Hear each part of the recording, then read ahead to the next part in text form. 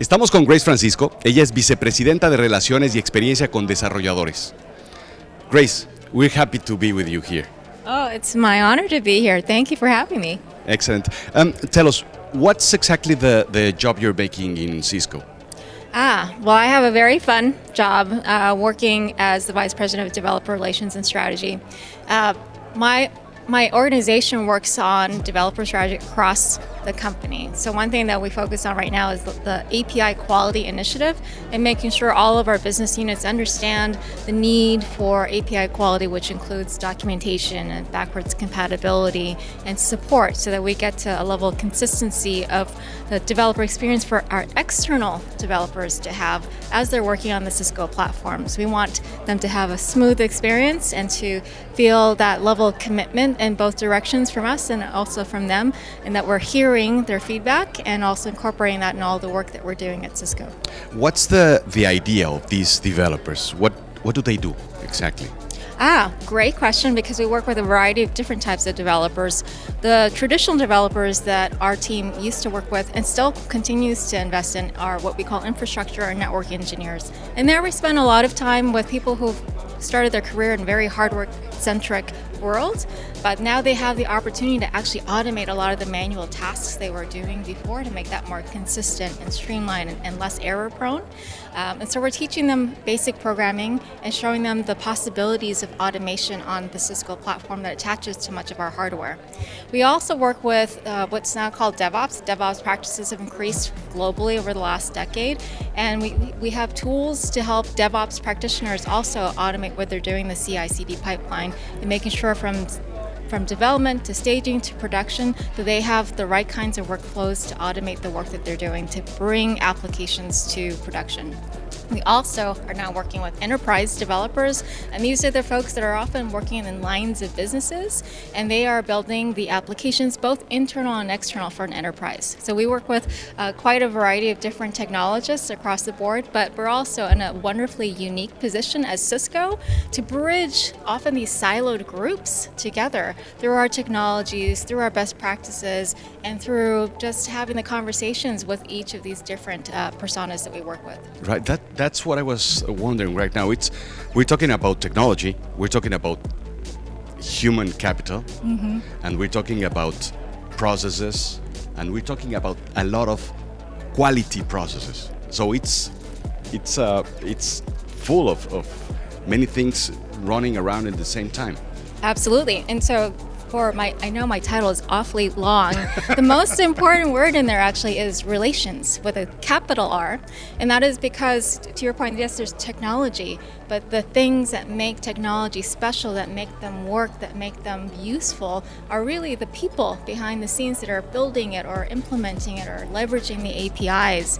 And so to have a great and healthy community that knows how to tap into those possibilities, you really have to work hard on that capital R, that relationship that you build at scale globally with your community of developers and network engineers and infrastructure developers, as well as DevOps. So that part of my organization, there's a big focus on that, and I'm really proud of the team and the work they've done over the years actually to build relationships with our current community of infrastructure developers. Because every time I go to Cisco Live now that we're back in person, the community is amazing. They're so passionate and so energetic, and they really love the DevNet program that the team has built over the years. It's just been a spectacular experience. People are the secret sauce to the magic and the success of any initiative, any organization. And so that is really important. And cultivating really healthy community is also super important.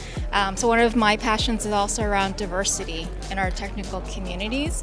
And part of that is just for me to show up. I'm a woman of color, I'm a woman in tech. We're still in small numbers, we're about 26% in the workforce, women in technology, and yet we also have a 56% dropout rate of women mid-career. Right. And so I have a big passion on helping to increase these numbers on retention and decrease the numbers in the dropout in any way that we can. And so a lot of my discussions are with leaders, both men and women, and helping them to understand the challenges women face, the unique challenges that women face in this field, right? Mm-hmm. Because there are special things that women encounter in the workforce. And as an example, myself, when I first started having children, Even in the U.S., we have this cultural expectation that a working woman is going to just quit their job. And it was really Wow. shocking and surprising to me, especially because for me, I spent 10 years working towards my degree, on and off. Because I didn't get a free scholarship. I didn't get anyone else to pay for my way to college. I paid for it myself since the age of 17. And so I'm proud of the work that I put into my career and that I paid every penny of that education and the time that I spent to build up my career. And I love my work. I love my children too. But it's a personal choice on whether the wife or the husband decide to stay at home. I actually have male colleagues who have actually taken a break to take care of their little kids. They actually experience a little bit of a different bias when they go to a park in the middle of the day, in the middle of the week, where unless the other women that are at the park can see that they came with kids, they think there's something strange going on, and they get these weird looks.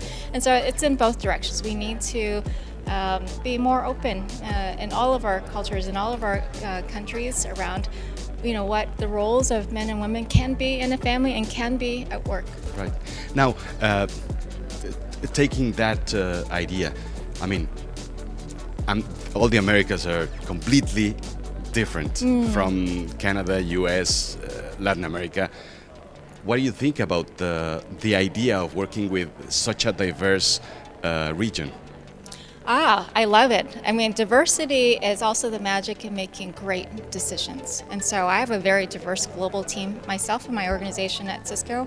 And, I encourage all of the team members to come up with feedback and input to help with the right decision making, the right prioritization. I think that's true also working across countries. What I love about my work and being able to travel is to meet people where they are in the countries that they live in and to understand the local culture, the priorities, the concerns.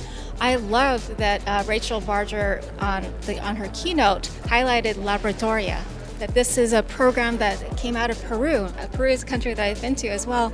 And I was just so happy to hear this is an initiative that we're partnering with where the focus is around bringing women into the digital workforce, right? Bringing them into tech and showing them that there are other people like them that are also following this path. I think that will make for that diverse workforce that's needed to make better decisions and to, at the end of the day, make good business sense because it brings in more revenue for that company. Right. Now, going back from this diversity into the technology. Sure.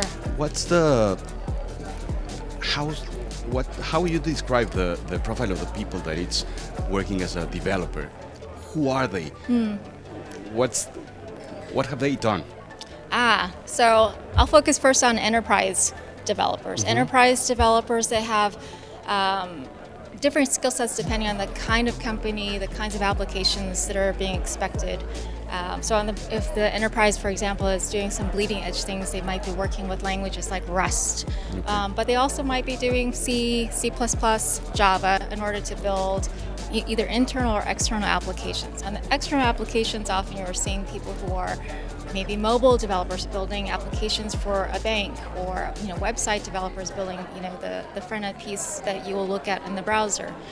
So there's quite a variety of different types of developers that are needed in the enterprise, and I think that while there's a whole spectrum of different technologies and frameworks that are needed, and that can be daunting and scary for some people. Yeah. I look at that as a great opportunity. It's greenfield. There's so much that you can actually go and do, so much that you can learn. The opportunities are vast. And most employers who have a need for developers, they're struggling to find developers. And so this is such a great opportunity if you're interested in becoming a developer. There are so many online programs, local programs that help facilitate people even switching careers and learning new skills so that they can start that process of becoming technologists, of becoming developers. I always say that we are doing right now what we prepared for 10 years ago, at least.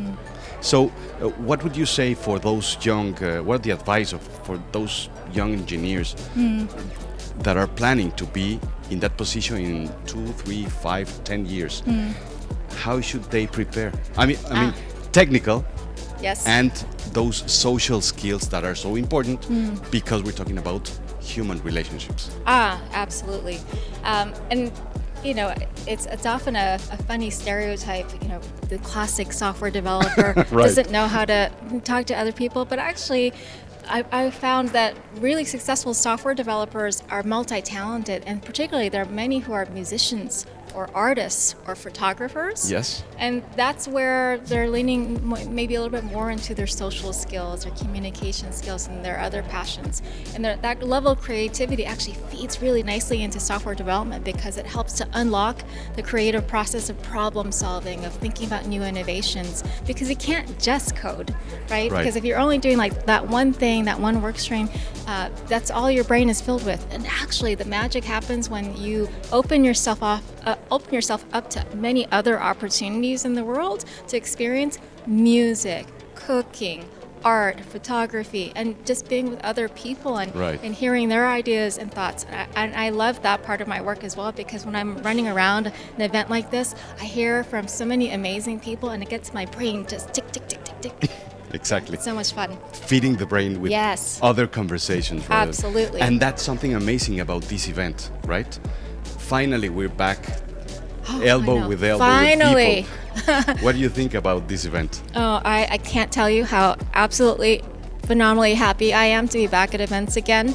Because it goes back to the capital R, the relationships, the people. To be in my home office for over 2.5 years, it was a real struggle, because, I would only have a flat panel like screen to see and talk to you. It's not the same.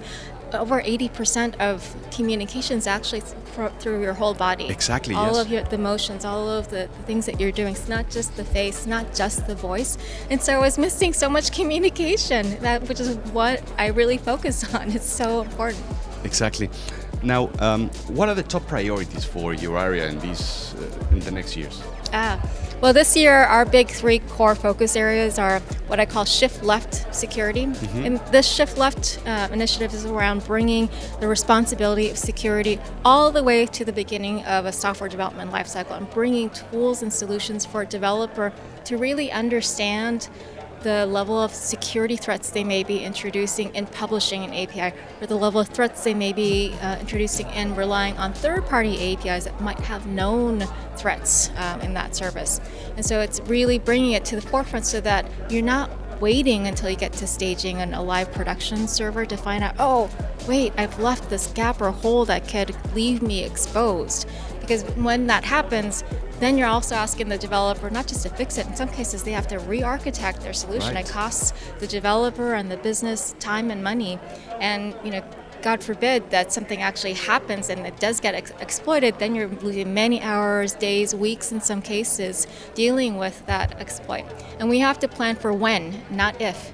Every organization is going to have a problem at some point in time. Yes. We did a survey recently with /Data, and we asked enterprise developers, if they had to deal with any security threats this year, how many hours did they have to spend dealing with this? And I don't have the numbers of hours, but they had at least 1, if not 2, security threats that they had to deal with over the year, and it can take many days, if not weeks, to resolve. We have a set of tools that we've been working on. One of them is it's an open source tool that Developer Relations actually built. It's called API Insights. And then a sister team to ours is just called ET&I. They actually built another open source tool called API Clarity. Now, API Insights and API Clarity go well together because API Insights actually does the static analysis as a developer is publishing APIs. API Clarity is a runtime analysis tool that you put on either a service mesh or an API gateway so that you can understand dynamically APIs that maybe you didn't document properly, APIs that are there that weren't intended to be there and exposed to the public. And so those 2 pairings are really great because on the static analysis piece on API Insights, you can look at and study the spec, the API spec that's being published, and whether there might be potential issues in terms of conformance to REST or conformance to the open API spec, all the way at the very beginning as developers coding and building those APIs. But you still want to catch potential things that you will only see maybe as you're running it in a staging server. And so API Clarity is a really useful tool to have as you're pushing to a staging or production server. And that all both of these actually work really well with yet another solution that we have, which is called Panoptica. It's a SaaS solution that the ET&I team has created, and that does container scanning that the other two solutions don't do. It also does analysis of third-party APIs and potential security threats that are being introduced by those APIs and things you need to consider around that. And so this ability to understand from development to production is super important. Having the right tools at the right time is super important for a developer, because any of these issues can come up along the way, and you want to have that set of information to really highlight and understand, how am I doing in terms of the quality of my APIs? How am I doing in terms of the security of my APIs? So those three solutions are great things for anyone to consider. Most organizations are starting to look at publishing APIs. 90% of developers say they are relying on third-party APIs. So you really do need to have some tooling there to understand the potential threats you might be introducing. Right. How is this initiative bringing specific benefits to the businesses on return of investment, on time reductions, on Absolutely. better, more precise and specific solution with less errors? Right. And shifting left and bringing the opportunity, understanding of the quality and the security of these APIs to the developer, you are then preempting the potential problems of issues once you already push the code, once you commit the code, because then you can count on many more hours of undoing it, many more hours of re-architecting. And so it is saving the organization time and money in terms of having to deal with those threats later on in the life cycle.